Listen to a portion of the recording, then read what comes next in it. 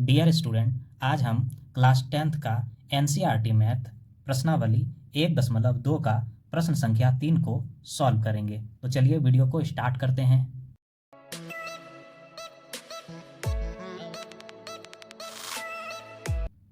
तो question number 3 है कि अभाज्य गुणनखंड विधि द्वारा निम्नलिखित पूर्णांकों के एचसीएफ और एलसीएम ज्ञात कीजिए।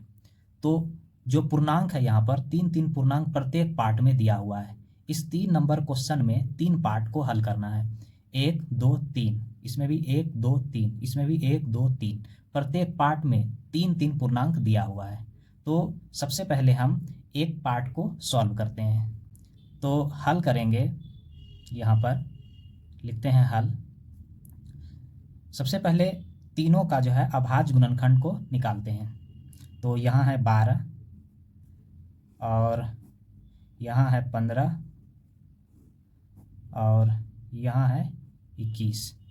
तो 12 का जब अभाज्य गुणनखंड करेंगे तो 2 से सबसे पहले 6 बार में 6 दूने 12, फिर 2 से करेंगे तो 3 बार में 6, फिर 3 से करेंगे तो 1 बार में, फिर 15 का जब अभाज्य गुणनखंड करेंगे तो 2 से तो नहीं लगेगा इसमें, क्योंकि 5 जो है वो विषम संख्या है। तो 3 से लगेगा, तो 3 पचे 15 5 बार में, फिर 5 से लगेगा 1 बार में। यहाँ पर है 21, तो 21 में भी 3 से पहले लगेगा, तो 3 सते 21, फिर 7 एकम 7। ठीक है, तो ये हमारा हुआ 12 15 और 21 का जो है अभाज्य गुणनखंड। अब इसको हम कुछ इस तरह से लिख लेते हैं।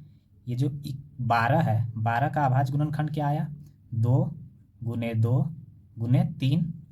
फिर 15 का अभाज्य गुणनखंड क्या मिला? वो सबसे पहले मैं 5 लिख लेता हूँ और गुने 3 लिख लेता हूँ, क्योंकि सामने सामने जो संख्या मिल रहा है लिखने में सहूलियत होगा। आगे मैं बताऊँगा आपको। फिर है 21, तो 21 का अभाज्य गुणनखंड क्या मिला है? 7 पहले लिख लेता हूँ और 3 लिख लेता हूँ।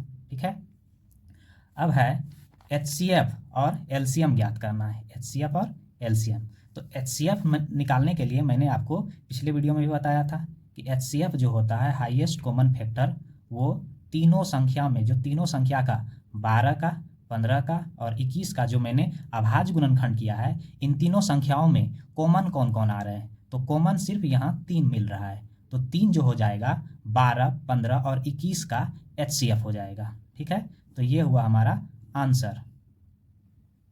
उसके बाद है एचसीएफ के बाद एलसीएम। एचसीएफ के बाद एलसीएम, तो एलसीएम जो होगा लोएस्ट कॉमन फैक्टर, एलसीएम में जो एचसीएफ आया है उसको लिखना है। उसके बाद जो भी संख्या बचे हैं मैक्सिमम उसको लिख देना है। 2 गुने 2 गुने 5 और गुने 7। ठीक है, तो जब इसको हम गुना कराएंगे तो हो जाएगा ये 3 दूने 6 दूने 12 पंचे 60, 60 और ये गुने का 7। तो 7 से जब 60 को गुना करवाएंगे तो 7 से 0 को करेंगे तो 0, फिर 7 से 6 में तो 7 42, 420। ठीक है, तो एलसीएम जो आया हमारा वो आया 420। ये हुआ एलसीएम। अब चलते हैं दूसरे पार्ट में। दूसरा पार्ट क्या कह रहा है? 17 23 और 29 का हमें एचसीएफ और एलसीएम ज्ञात करना है। तो दूसरा पार्ट है, सबसे पहले हम 17 का अभाज्य गुणनखंड करते हैं, उसके बाद 23 का अभाज्य गुणनखंड करते हैं, उसके बाद 29 का अभाज्य गुणनखंड करते हैं। ठीक है, तो 17 का तो अभाज्य गुणनखंड जब करेंगे तो किसी संख्या से भाग नहीं लगेगा, सिर्फ 17 से ही लगेगा, तो 17 एकम 17। 23 का भी जब अभाज्य गुणनखंड करेंगे तो सिर्फ 23 से लगेगा, तो 23 एकम 23। और जब 29 का करेंगे अभाज्य गुणनखंड तो सिर्फ 29 से लगेगा, 29 एकम 29।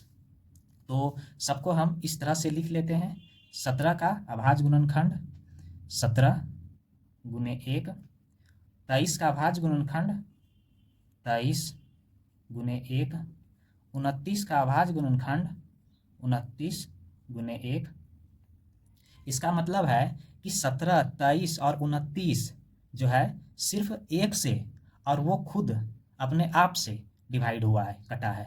जैसे 17 1 से और 17 से, 23 1 से और 23 से, फिर 29 1 और 29 से।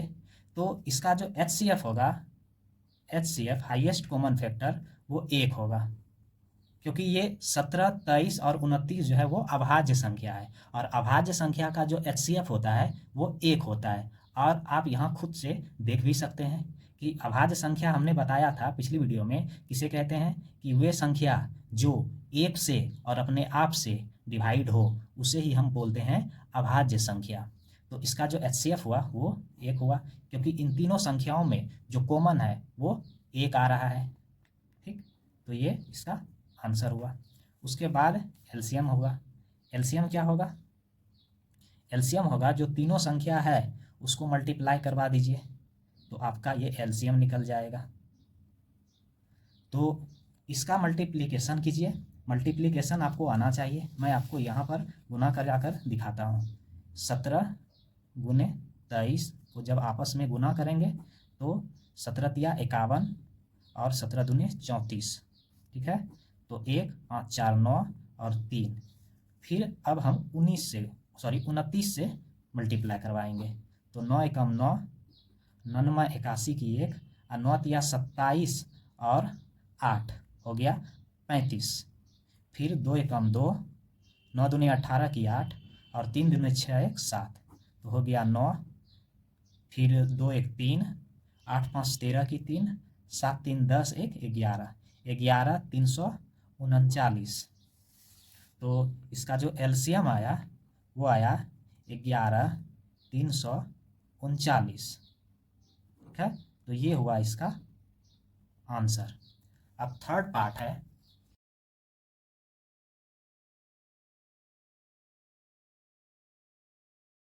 आठ का एलसीएम, फिर 9 का, और फिर जो है 25 का। तो 8 का 2 से, 2 चौके 8, और फिर 2 से, 2 दूने 4, फिर 2 से, 2 एकम 2। 9 का 3 से लगेगा, 3 तिया 9, फिर 3 से एक बार में, फिर 25 में 5 से, 6 का 25, फिर 5 से एक बार में। तो सबको लिख लेते हैं। 8 का जो अभाज्य गुणनखंड मिला वो 2 गुने 2 गुने 2 मिला। 9 का जो अभाज्य गुणनखंड मिला वो 3 गुने 3 मिला, और 25 का जो अभाज्य गुणनखंड मिला वो 5 गुने 5 मिला। तो HCF क्या होगा?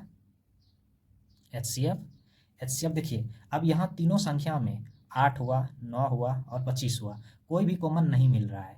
तो नहीं मिल रहा है तो एक तो यहाँ है, सब में एक मल्टीप्लाई करा सकते हैं।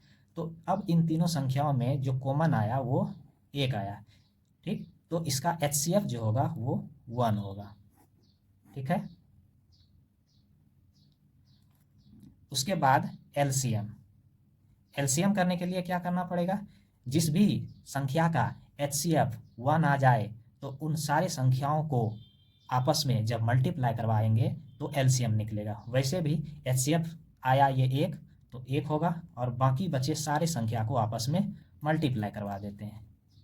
यहाँ पर 2 जो है वो 3 गो है तो 3 दिए, और फिर 3 2 गो है तो 2 गो 3, बाकी बचे जो 5 है वो 2 है, 2 ठो 5, तो 5 दे दिए। मल्टीप्लाई कराएंगे, 1 एकम 2 मतलब 2, 2 दूने 4 दूने 8 या 24 या 72, यहाँ से यहाँ तक में हुआ 72, और ये 5 का 25। जब हम इसको मल्टीप्लाई करवाएंगे तो यहाँ पर मैं कराता हूँ 72 को 25 से, तो 5 दूने 10 की 0, और 7 पचे 35 1 36, और 2 दूने 4 और 7 दूने 14, तो आ गया ये 0, 6 4 10 की 0, 7 1 8 और 1 1800। तो एलसीएम जो आया इसका वो 1800 आया। ये हुआ इसका आंसर। तो उम्मीद है आपको ये वीडियो पसंद आई होगी, तो लाइक शेयर और सब्सक्राइब जरूर करें। तो मिलते हैं एक नई वीडियो के साथ, तब तक के लिए धन्यवाद।